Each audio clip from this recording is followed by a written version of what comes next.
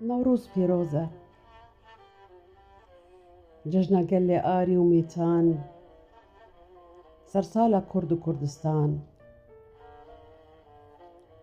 نیشانە سەرکەفتنێیە، ئاگرێ سەرێکیان، ڕۆژە ئازادیە و مرنە دژمن و خاینان. نەورۆزە، ئەو تیر لە چاوێن دژمناندا. نەوروز بەرخۆدانە گەلێ منە،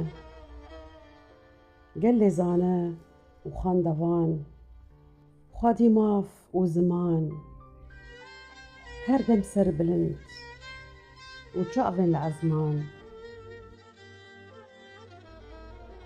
بپرسن ji tevşoya kawayê merd، bipirsin ji wan şêrên ser sînorê pêşmergeyên qehreman.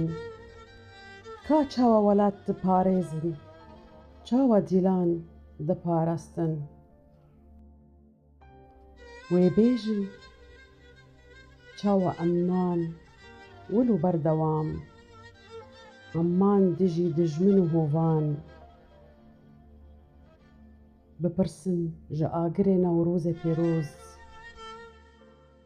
berî hezar salan. Wê bêje ez im nîşane her sal، li ser çiyana Kurdistanê ez im bêrûka gelê Kurd û berxwedan. Newroz e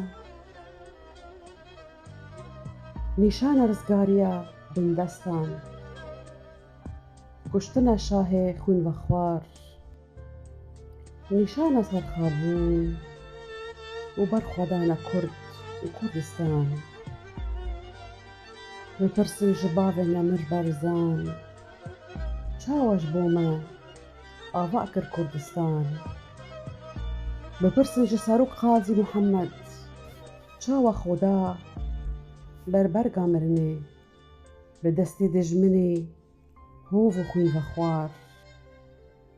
Hezar nefret li hemî dijminên Kurdan،